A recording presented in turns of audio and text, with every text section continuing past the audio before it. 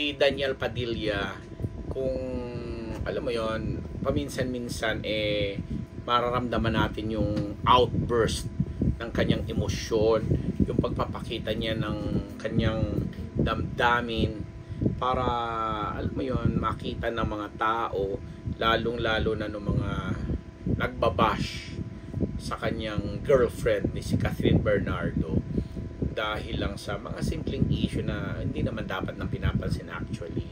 Kaya lang siyempre bilang mga tao, bilang mga kilala mo naman siguro yung pinaglalaban mo, siyempre magsasalita ka. Nangyari nga itong mga bago matapos itong September kasi, habang sa kalagitnaan ng promotion nitong A Very Good Girl, and at the same time tumanggap si Kath ng kanyang Asian something award sa South Korea, na may binasa siyang sa kanya, may binasa siyang thank you speech, and para siguro hindi makalimutan. Ganun naman talaga mga tumatanggap ng award, ano, may mga kodigo yan. Tapos biglang nakatanggap ng panlalait itong si Kath na kesyo may kodigo nga, parang kini-question yung talino, yung galing na kesyo, alam mo yon, basta. At ang nakakalungkot pa dito, mga nagpapakilalang mga fans ito ni Liza Soberano, nakakairita. Ako unang-una ako bilang matagal ko ding mga baby yan, mga alaga, mahal na mahal ko ang mga yan, di ba? May kanya-kanya silang posisyon diyan sa aking puso. Hindi ko tatanggapin talaga yung mga nagpapakilala ng mga kung sino-sino diyan, kasi unang-una hindi naman iaalaw ni yan sa mga totoong nagmamahal at nagsusupport kay Liza. Hindi naman nila gagawin yung mga ganung bagay. Dahil sasabihin na iingkit lang kasi si Catherine ng ganito, ganyan. Tapos pangalawa, ito ngang medyo sa kalagitnaan ng promo ng pelikula, na congratulations nga pala sa A Very Good Girl, kasi at least na panumbalik. Hindi man ako aaminin ko, hindi daw magpapaka-plastic sa inyo, ha. Hindi man yan yung sobrang malakas kagaya ng mga previous na mga movies ni Catherine.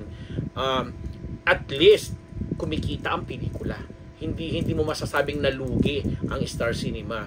At talagang sa panahon ngayon na ibang-iba na ang sistema, ang plataforma ng mga pagtangkilik, big hit na maitutunan yung A Very Good Girl. Congratulations. Anyway, mabalik ko sa kalagitnaan ng promo nga na ganon, syempre may mga appearance itong si Kath na alam mo na syempre in character, na medyo daring siya dun sa movie, medyo iba yung kanyang medyo kakaiba yung kanyang role. So may mga naiinkwentro yata na alam mo yung mga bastos talaga na very unruly na mga fans.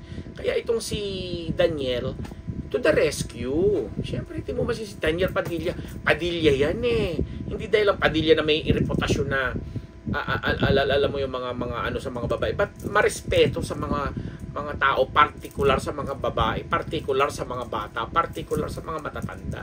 Yun ang nakilala ko mga Padilla nung mula sa tatay nila, sina Robin, sina Romel na nakatrabaho namin noon. Kaya nakilala namin, kaya hindi man perfecto ang pagkakakilala namin, pero pagdating sa aspeto na yon, alam namin na ganoon sila consistent, di ba? So anyway, hindi ko masisisi si Daniel kung paminsan-minsan maglabas siya ng kanyang hinaing, ng kanyang sama ng loob na ipagtanggol ng kanyang girlfriend, kasi kilala niya si Kath. Kasi simulang ginawa ni Kath yung movie, nandiyan yung pinagbintangan siyang nagbe-vape, naninigarilyo, in-invade yung privacy niya na sa isang moment, sa isang particular na shoot yata na nandoon siya, nakikitang yun na nga na nakuhanan pa.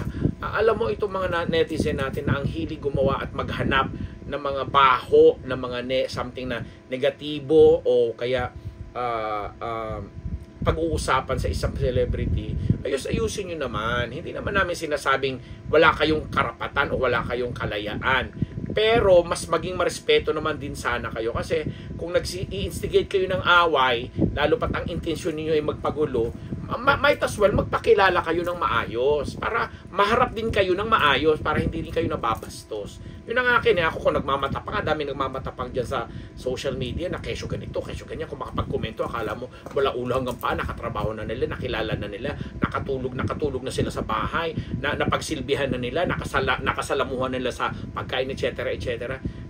Huwag kayong ganyan kung hindi nyo nagagawa yan. Tapos, nagtatago kayo sa maraming alias, sa maraming mga trolls, sa maraming mga accounts na hindi naman, alam mo yon, nasadyang ginawa lang para manggulo lang. Tapos ngayon, may mga kagayang troll farm tinatawag, or yung mga accounts na kagaya nitong na pinalalabas ni Maggie Wilson, di ba? Na talagang eventually, nag-umamin sila, na binayaran sila, etc. etc. Maraming ganyan. Huwag nyo kami pinagluluto. Huwag nyo kami ginagawa. Di ba? Kaya ako, DJ Daniel Padilla, okay ang ginagawa mo na. Okay yung ginawa mo, okay yung pinakita mo. At si Catherine, bilib na bilib din ako sa iyo, bebe. Kasi hindi mo na masyadong pinatulan. Alam mo yon, hindi mo na pinalaki or whatsoever. Kasi at the end of the day, alam naming lahat na nakakakilala sa iyo at sumusubaybay sa iyo kung gaano ka katino, kung gaano ka kabait, kung gaano ka kabuting anak, kung gaano ka kagaling na actress. At sa mga tagahanga naman din ni Liza Soberano, na nagpakilalang tagahanga ni Liza Soberano, umayos kayo. Kilala namin si Liza, sinusuportahan namin si Liza sa napakaraming laban niya, at hindi kami pumapayag, at hindi ako papayag particular na alam mo yon, madadrag na naman ang pangalan niya sa mga ganitong issue na wala namang alam namin na hindi naman totoo. Diba? Wag ganon. Kasi ang showbiz naman, kalit-lit na ng Pilipinas, ano ba? Tapos lahat na lang gusto maging artista. Tapos mangitian ng konti.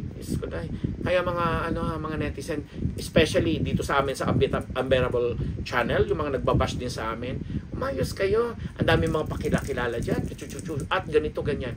Tapos pag tinignan mo naman yung mga profile nila, wala naman silang follower. Wala naman din silang mga totoong pangalan. Tapos ni picture nila, hindi mo alam kung picture ng aso, picture ng kabayo, o kung ano pa man. Wag ganun. Kasi pag lalo pat kayo yung mga sinasabi kong accounts na ganyan, ay namimintas ng personal mula ulo hanggang pa kung pintasan ninyo ang mga tao, ganun na lang. Wag ganun. Kasi kung matatapang talaga kayo, kagaya namin, dito kami, nagba-vlog kami, maharap sa inyo. Pwede nyo kaming diretso kasi nakikita nyo ang pagmumukha namin, kilala nyo kami, na-identify nyo kami. Sana ganun din kayo. Yun ang matatapang. Yun ang mga totoong Pilipino. Oh, di ba? Ganun lamang po yan. So, ang sinasabi natin, lalo na sa susunod na mga episodes po natin, ay pagbibigyan namin kayo ng update sa naganap at pinag-uusapan pa rin ABS-CBN Ball. Doon, talagang makita natin, nakita ko, nasilip ko doon si Daniel, taka si Catherine, bogong-boga. Si Catherine na talagang, wow, sexy. Iba na talagang imahe niya, medyo short hair siya, tsaka talaga yung damit niya, iba, very revealing. Pero hindi naman ibig sabihin nun, nagpapa-charming na siya, hindi naman niya kailangan. But then again, congratulations, a very good girl. At sabi ko nga po sa inyo, hindi man siya ganun, kasobrang lakas na daan-daang libo, daang milyon-milyon ang kinikita, kagaya ng mga kinita ng pelikula ni Catherine at Daniel before. Pero itong pelikula na rin naman ito ang nagpatunay uli na pag may maganda kang panoorin na inaalay at ino-offer sa mga manonood, dadayuhin niya ng mga manonood at magbabayad sila. At sana rin, again, yung panawagan natin sa mga sinihan naman, particular sa mga SM, kasi kayo ang pinakamarami. Mag-adjust man lang ng konti. Huwag naman puro pera po, Mr. SM. Na alam nyo, kung mag-a-adjust kayo ng konti, ibabalik nyo siguro sa dating presyo yung halaga ng mga sine, despite na nagmamahal and everything. I'm sure maraming manunod. Kasi aanin mo nga sa isang tao, magpe-presyo ka 500, isa lang ang makakapanood, samantalang kung ibabalik mo sa 500 ay kunwari sa dalawa ng tao makakanood ng ganun, magdadami dahil kasi maraming perang, maraming mga tao maiinggan yung manood dahil alam mo, kumbaga nagta-times 2 yung nila pag mababang halaga. Ito naman mga Shumart man to, masyado namang swapang kasi. Talagang sinabi ko rin sa litang swapang kasi nakakairate na mismo kasi sa sobrang pagiging negosyante nila, parang yung mga sinihan ng isa sa mga gusto nilang maging milking cow, na parang doon nila kukunin ng lahat. Wag naman, ang laki-laki na ng kinikita ninyo nakabalandar na nga kayo sa buong bansa, na kahit mga lugar na hindi nyo dapat tinatayo ng mga building nyo, tinatayuan nyo pa, Ako may personal akong issue dyan sa mga SM na, pero bilang Pilipino na alam mo, kumbaga na monopolize nyo na ang ganyang industriya, maging makatao naman kayo. Kung hindi kayo totoong Pilipino at nagpipilipinihuhan lang kayo, damdamin ninyo ang pagiging Pinoy. Doon ako nainis. Yun ang medyo nainis ako. At yan, nagpapakilala po ako bilang si Ambet Nabos. Kasi nakakaloka naman eh. O, puro lang kayo dakdak ng ganito. Ako, tama na nga yan. Basta DJ, Catherine, mga bebe ko, congratulations. A very good girl, congratulations din sa inyo. Ako po ang inyong likod, Papa Vera Malambet Nabos. Hindi ko napigilan ng sarili ko. Pasensya na!